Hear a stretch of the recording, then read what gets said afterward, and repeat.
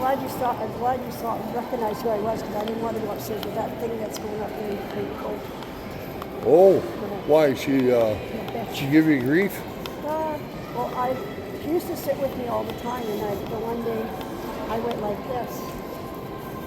She ran downstairs, got some masks, and come upstairs, picked up her stuff, and moved to the other table. Well, what the hell does that mean? I said, what the fuck are you doing? What does that mean? Just wait.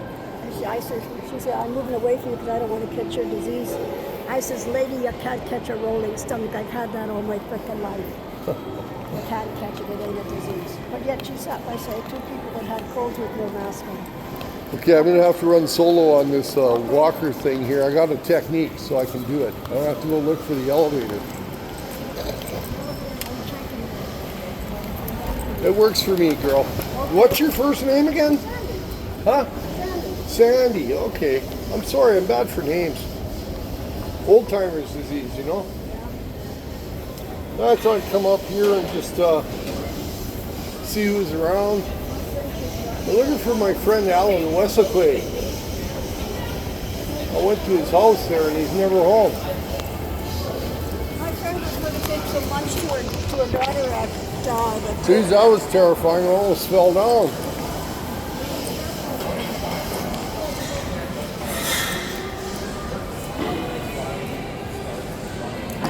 Right here. Right here, eh? Right here. Okay. So how do you know me? Well, through Elsie and Kim Hortons and all that, eh? Yeah, she still goes to 7th Avenue. Well, I haven't been there for a while. I guess Matt Wesley still goes there? Yeah? Yeah. He's doing a lot of good for the homeless, so he's making them lunches and stuff.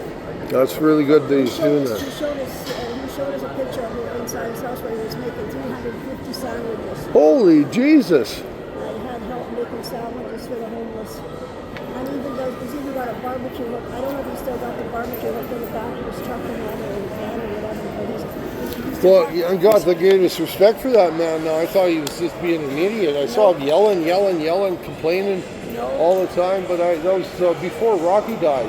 Yeah. Apparently he has Rocky's dog, Jesse. Does he have his dog? I don't know if he's still got him or not, got Jesse or not. I don't know. I love that dog. That was a nice dog. I'm not allowed to have animals in my building. But and Rocky was my friend. Yeah, he's everybody's friend. They always used, those guys at Tim Hortons always used to tease me when Rocky was there. They said, I walked there one day to meet Elsie, and the one guy said that Rocky took 2 Viagra. I was waiting for you. I said, come on, Rocky, let's go. But he wouldn't go. Then the bugger ended up in the hospital and died. Well, I knew he had cancer, and then it was sudden that I guess he was at home for days alone. And that's not good for your mind. His brother came along and forced him in. I think he was in the hospital when he died. He was. I went to see him. Yeah. Jim wouldn't take me up. He wouldn't let me go up. But it was better that I didn't see him at his worst, eh? Yeah. We were at his funeral. You know, I watched it online on Zoom. We went to the funeral. We followed the bikes. And then we went into the hall where we were supposed to all meet. Rocky's bike was in there and the dog was sitting on the bike. Oh man, that would have been beautiful to see. Yeah. Yeah, a lot of the AA people went there. Myself, I'm AA. And Rocky and I knew Rocky way back when he wasn't such a nice guy. He was a bouncer at the bag. That was my first time I met him, eh? So, but we kind of crossed paths a lot, eh? I wished I would have known what I found out about my ex-husband, the second one, when he lived in BC. I wished I would have found out what he did to my daughter when she was 6 years old. But no, that's awful. Rocky would have went after him. Oh, for sure. And now I don't have to worry because all 3 husbands are dead. Wow. How old are you now? 80. Holy fuck. I was married 3 times. My first husband is the father of my 2 girls. Then I married Al, the second one that sexually molested Tammy when I was working at fucking old bus depot. And then you worked at the bus depot? Yeah, at the old one. Were you a waitress there? Or? Betcha. That's why I recognized you. I was the damn best waitress they had too. I don't know. I was in love with Trudy. She used to work the cash. Yeah, and so and did Helen. So did. Did Mr. David run out when you were there? You betcha. Yeah, Izzy Steen, eh? You heard about him? He ripped off his synagogue for 50 grand and he fucked off. He owns Sid's sunflower seeds. He's So we closed the bus depot down and put self-serve in there. Oh, yeah. They let us all go. I went there. She had an ad in the paper 2 years later. I went back there to ask her for a job. Huh. She looked at my resume. Then she looked at me and she said, "I can't hire you." I goes, "And why not? You have too much experience." Wow. So I says, "Okay, let's put it this way. I'll put a story for you. What do you want? Somebody that's going to wait on your customers, or somebody that's going to stand in the corner on their cell phones, or pick their nose, or paint their nails?" And she said, "Well, somebody's going to look after my customers." I said, "Well, then hire me and fire them." But Did you know Susan Ulmer? She was going to nursing school and she worked at the bus depot. This would have been 78, 79. She worked anyway. She worked there while she was going to school. She got her nursing degree and then she became an addictions counselor. And she had her own. She's passed away sadly, cancer, I think. But she has her own addictions center and treatment center for drug addicts. That's good. And she counseled people for years Well, and saved a lot of fucking lives. That's what my granddaughter's going for at school. Oh, right on. Plus, she's also going she's also doing forensic too. She wants to be a forensic officer. Wow. I was going to start a company once, crime scene cleanup. You know, when people got shot or committed suicide, we were going to go in there. And then I saw this movie. I forgot what the movie it was. Emily Blunt was in it. Oh, I love that I love that actress. She's in that Prada show. You know, they did a movie about two girls that actually did that for a living. And I thought, you know, I could have stomached it, but you know, the amount of hassles they went through, I was kind of glad I didn't get into it. Well, when I was growing up, I kept telling my dad I wanted to be a nurse. Well, why didn't you become one? Because I can't stand the sight of blood. Ah, that's a big deal. My mom had a hysterectomy, and she was in the hospital. And I went to Strathcona school, and then we went to go to Haltane for homework. So we made a chocolate layer cake with the lemon icing filling inside. I took my piece of cake and I took it to the hospital to my mom. I looked at my mom and goes, "Hi, Mom, goodbye." Dropped the cake on the table, on her bed, turned around, walked by the door, and felt my face right in front of the door. Because of the She blood? had a blood bottle in one arm and an IV in the other arm. Yeah. So the nurse come and picked me up. She said, "You okay?" I says, "Yeah, I'm fine. Just don't turn me around because I know that lady over there is going to come out with a blood bottle, a blood transfusion in her arm." Sure enough, she turned me around. Just as the lady come up there, she let go and I went down again. Well, that's too bad. No nurse for me.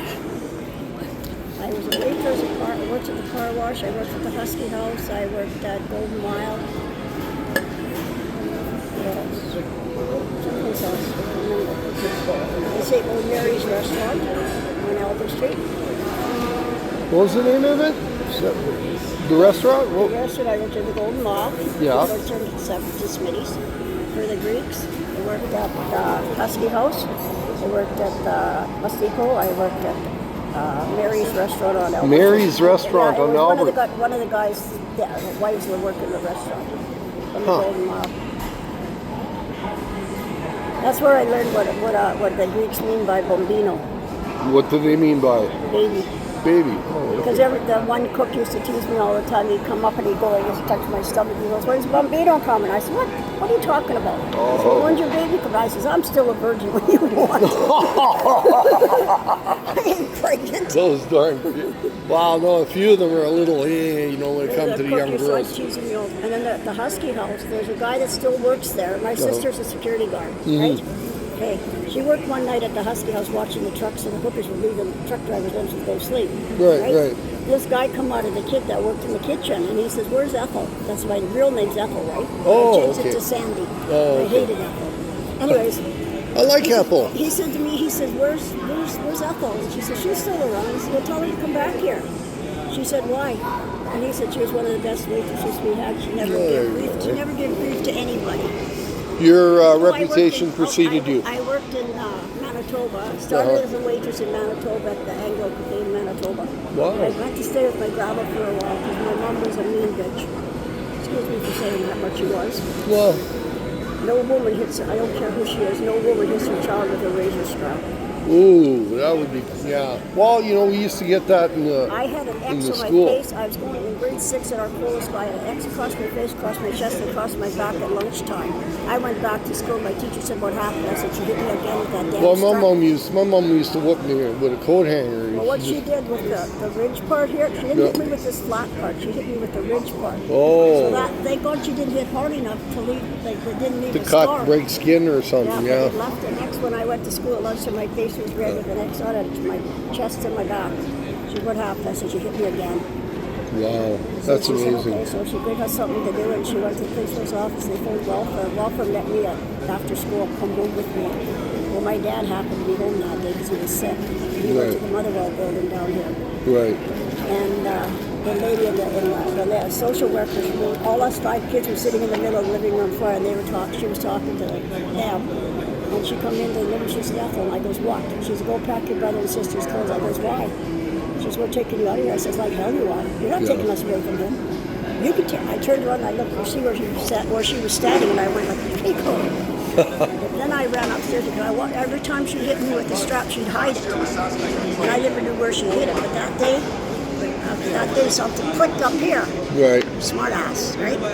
Go upstairs and find that strap. So I followed her. I went into my bedroom and I kind of peeked through my bedroom door to watch where she hid the strap, and I went and got it. And I had a hole underneath the mattress of my bed box, so I stuck it up there. I ran upstairs, I brought the strap, and I'm waving the strap in my hand, saying, "This is what you hit me with." My father In front of the social worker? In front of the social worker. So did anything come of it? Did they seize you? Or? No. No? If my dad would have had false teeth in his mouth, I swear to God they would have fell out. He said, "She's hitting you with that." I said, "Yeah, and the broom handle." Oh, broom handle would hurt too. Oh, yeah. Well, Ethel, Sandy, whatever you want to be called, I have to go to the men's room, so I'm going to have to cut it short here. My friends will all be here pretty soon. Well, what I'll do is I'll come back a little later, maybe when your friends are here. I got to do some laps. I got to get some exercise.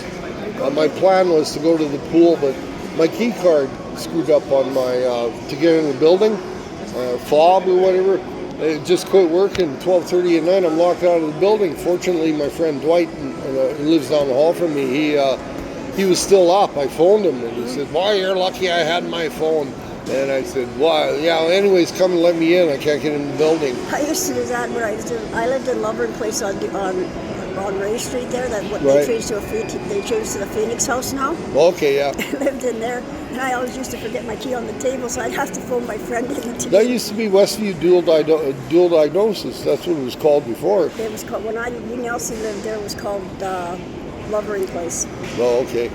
Well, anyway, my brother used to work for Westview dual diagnosis. He'd take the clients to AA meetings all the time. That's why he hates AA, because he doesn't drink, right? So he has no use for it, really. Yeah. But he found it very repetitive and too much God, he said. But I love him to death. And anyways, he helped people too. I gotta go and before I piss my fucking pants and I get embarrassed, I gotta go. You better go quick. Okay. It's good seeing you. I'll come back. Yeah. Bye. Okay, over here. Good seeing you.